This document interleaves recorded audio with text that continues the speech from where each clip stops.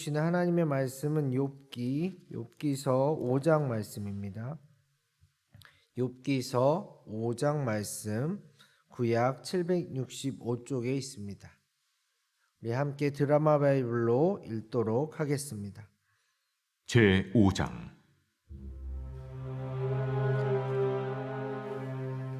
나는 부르짖어보라. 내게 응답할 자가 있겠느냐?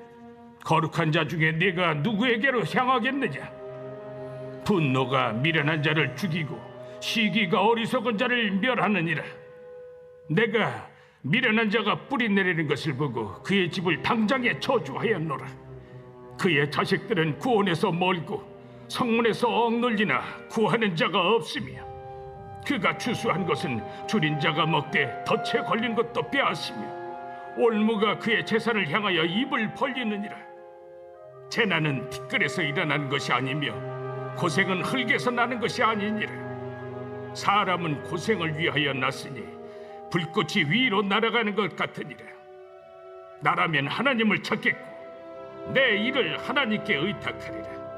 하나님은 헤아릴 수 없이 큰 일을 행하시며 기이한 일을 셀 수 없이 행하시나니 비를 땅에 내리시고 물을 밭에 보내시며 낮은 자를 높이 드시고 애곡하는 자를 일으키사 구원에 이르게 하시느니라. 하나님은 교활한 자의 계계를 꺾으사 그들의 손이 성공하지 못하게 하시며 지혜로운 자가 자기의 계략에 빠지게 하시며 간교한 자의 계략을 무너뜨리시므로 그들은 낮에도 어두움을 만나고 대낮에도 더듬기를 밤과 같이 하느니라. 하나님은 가난한 자를 강한 자의 칼과 그 입에서 또한 그들의 손에서 구출하여 주시나니 그러므로 가난한 자가 희망이 있고 악행이 스스로 입을 다무느니라. 볼지어다 하나님께 징계받는 자에게는 복이 있나니 그런즉 너는 전능자의 징계를 업신여기지 말지니라. 하나님은 아프게 하시다가 싸매시며 상하게 하시다가 그의 손으로 고치시나니 6가지 환난에서 너를 구원하시며 7가지 환난이라도 그 재앙이 내게 미치지 않게 하시며 기근 때의 죽음에서 전쟁 때의 칼의 위협에서 너를 구원하실 터인즉 내가 혀의 채찍을 피하여 숨을 수가 있고 멸망이 올 때에도 두려워하지 아니할 것이라. 너는 멸망과 기근을 비웃으며 들짐승을 두려워하지 말라. 들에 있는 돌이 너와 언약을 맺겠고 들짐승이 너와 화목하게 살 것이니라. 네가 내 장막의 평안함을 알고 내 우리를 살펴도 잃은 것이 없을 것이며 내 자손이 많아지며 내 후손이 땅의 풀과 같이 될 줄을 내가 알 것이라. 내가 장수하다가 무덤에 이르리니 마치 곡식단을 제때에 들어올림 같으니라. 볼지어다 우리가 연구한 바가 이와 같으니 너는 들어보라. 그러면 네가 알리라. 아멘. 욥기는 신앙을 가진 우리에게 굉장히 충격적인 책입니다. 믿음의 조상 노아와 아브라함, 그들과 비견될 만한 의인 중에 의인 욥이 하루아침에 몰락당했습니다. 자녀들은 비극적으로 생을 마감했고 사랑하는 부인마저 떠나갑니다. 그리고 자기 자신은 아주 극심한 피부병으로 고통의 상태에 이릅니다. 그런데 정말 놀라운 것은 욥의 고통이 욥의 깊은 신앙 때문에 출발했다는 것입니다. 차라리 의인이 아니었더라면, 차라리 하나님에 대한 믿음이 그렇게 없었더라면 이런 고통은 애초에 시작되지도 않았을 텐데 욥이 하나님을 너무나 잘 섬기는 바람에 하나님과 사탄의 내기가 시작되었다는 것이 1장과 2장의 내용입니다. 그런데 이 상황이 여러분 이해가 가십니까? 물론 우리가 고통받는 욥을 보면서 하나님께서 하신 일이니까 당연히 더 큰 뜻이 있겠지 말할 수 있습니다. 그러나 정말 우리 자신이 욥이라면 이렇게 쉽게 말하며 극복할 수 있겠습니까? 우리 자신을 생각해 보십시오. 사람을 대할 때 그리고 물건을 살 때 최소한 정당하기를 기대합니다. 내가 준 마음과 행동만큼 보답받기를 바라고 내가 지불한 비용만큼 대가를 요구합니다.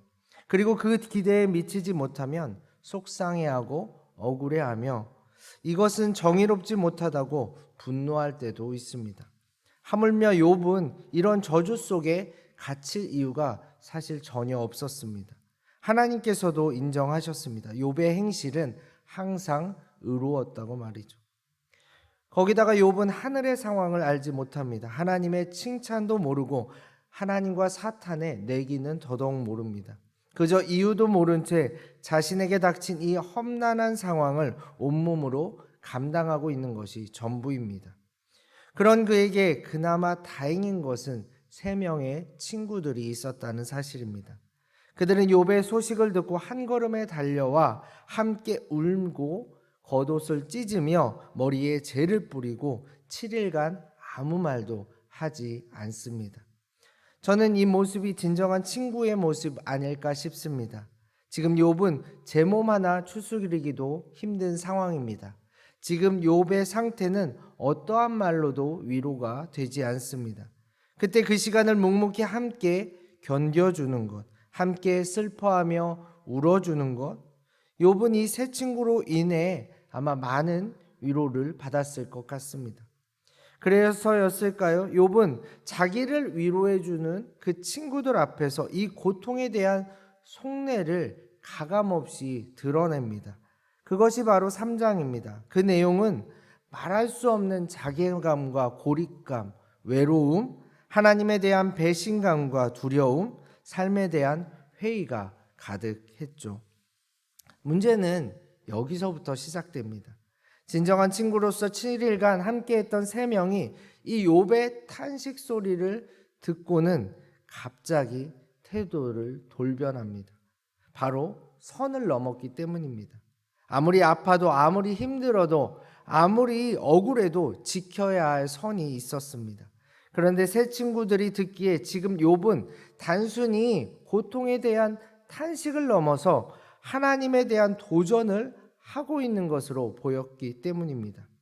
그래서 엘리바스가 먼저 나섭니다. 그의 말의 특징은 논리가 있고 지혜가 있으며 무엇보다 하나님에 대한 강한 확신이 있었습니다.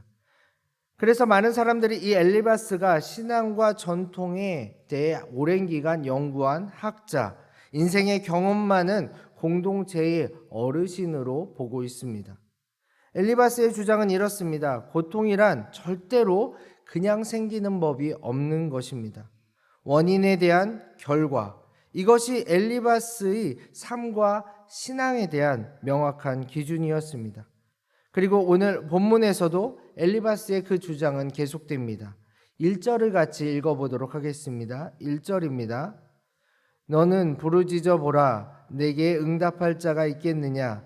거룩한 자 중에 내가 누구에게로 향하겠느냐? 우선 엘리바스는 욥의 삐딱한 자세를 지적합니다. 그런 불만으로, 그런 억울함으로는 아무리 기도해봤자 하나님께서 외면하신다는 것입니다. 그것이 계속되면 더욱 비참한 결과를 맞이할 수도 있다고 이렇게 말합니다. 4절과 5절을 보면 그런 자의 자녀들은 구원받지 못하겠고 소유물들은 모두 빼앗길 것이라고 경고하고 있습니다. 그런데 엘리바스의 이 지적은 이미 틀렸습니다. 욥의 자녀들이 생명을 잃었을 때, 욥의 소유물이 모두 빼앗겨 버렸을 때가 사실은 가장 욥이 하나님을 의지했던 상황이었고 의인이라고 칭찬받던 시기였습니다. 우리도 조심해야 합니다. 내 기준으로 아무리 맞는 얘기를 할지라도, 아무리 도움되는 얘기라 조언해 줄지라도 그 사람에게는, 상대방에게는 해당되지 않을 때가 있습니다. 그러니 조언을 할 때는 한마디 한마디 굉장히 조심해야 합니다. 안타깝게도 엘리바스는 자신의 기준에 확고한 사람이었습니다. 자신의 기준에 확고하다는 것은 자신의 생각을 돌이켜보거나 바꿀 마음이 없는 사람이라는 뜻이기도 합니다. 그리고 이제 욥에 대한 자신의 결론을 이렇게 쏟아놓습니다. 8절을 같이 읽어보겠습니다. 8절입니다. 나라면 하나님을 찾겠고 내 일을 하나님께 의탁하리라. 17절입니다. 볼지어다 하나님께 징계받는 자에게는 복이 있나니 그런즉 너는 전능자의 징계를 업신여기지 말지어다. 27절을 같이 읽어보겠습니다. 볼지어다 우리가 연구한 바 이와 같으니 너는 들어보라. 그러면 내가 알리라. 다시 말해 엘리바스는 욥의 고통을 하나님의 징계, 하나님의 훈계, 하나님의 훈련이라고 여기고 이 환난을 잘 견뎌내면, 긍정적으로 견뎌내면 하나님께서 더 큰 복을 주신다고 확신하고 있습니다. 그러나 우리는 이제 알고 있습니다. 그의 조언이 적어도 욥에게만큼은 틀렸다는 사실을 말이죠. 얼핏 들으면 다 맞는 얘기 같지만 엘리바스는 이미 자신이 정해놓은 그 기준에 욥을 끼워 맞추고 있습니다. 그렇기 때문에 매우 차갑고 상대방을 향한 진정한 긍휼과 사랑, 위로가 느껴지지 않습니다. 사랑하는 용인영락교회 성도 여러분, 우리는 나름의 지식과 경험을 통해 이 자리에까지 왔습니다. 그리고 가정에서는 부모로서, 교회에서는 신앙의 어른으로서 그 밖에 다양한 위치에서 상황을 파악하고 많은 문제들을 해결해 왔습니다. 그런 과정 가운데 때때로 옳고 그름을 판단하고 그리고 분별하며 나아갔습니다. 사실 이러한 노력으로 인해 지금 우리가 있는 것이고 우리의 가정과 교회의 모습이 세워진 것이라고 해도 과언이 아닙니다. 그런데 이 욥기서는 우리가 세워놓은 그 중요한 기준들을 허물고 있습니다. 이것만큼은 내가 맞다고 판단하는 그것이 완전히 틀릴 수 있다고 지적하고 있습니다. 특히나 고통의 문제 앞에서 함부로 이야기하지 말라고 합니다. 아무리 작아 보이는 아픔도, 나라면 쉽게 극복할 수 있을 것 같은 그러한 슬픔도 그건 어디까지나 나의 판단일 뿐입니다. 그래서 우리는 항상 하나님 앞에 서야 하겠습니다. 경험과 지식, 연륜이 더 쌓일수록 자신을 돌아보지 않으면 오늘 엘리바스처럼 딱딱한 조언자, 일방적인 조언자가 되기 쉽기 때문입니다. 부디 여러분은 모든 것을 다 아는 어른이 아니라 모든 것을 다 은혜로 여기는 어린아이가 되십시오. 내 마음대로 기준과 선을 정해놓고 상대방에게 들이대지 마시고 진심으로 들어주고 공감해주며 기도해주는 그러한 조력자가 되십시오. 아무런 조건 없이 우리에게 다가오신 예수님의 모습이 이제 여러분을 통해 드러나 가정과 교회, 사회 모두가 공감과 위로의 하나님 나라 공동체로 변화될 수 있기를 간절히 소망합니다. 함께 기도하겠습니다. 하나님 아버지 감사합니다. 말씀을 통해 오늘의 은혜를 허락하심을 감사합니다. 삶을 살아가다 보면 때로는 우리의 경험이 앞서고 우리의 기준이 앞설 때가 있습니다. 그것으로 누군가를 판단하고 상처 줄 때도 많습니다. 주님, 우리가 옳고 그름을 판단하고 정죄하는 사람이 아니라 더 경청해주고 공감해주며 위로해주는, 누구든지 품어줄 수 있는 예수님 닮은 제자 될 수 있도록 인도하옵소서. 우리를 통해 가정과 교회, 세상이 더욱 하나님 나라로 변해갈 줄 믿습니다. 도와주옵소서. 예수님의 이름으로 간절히 기도합니다. 아멘.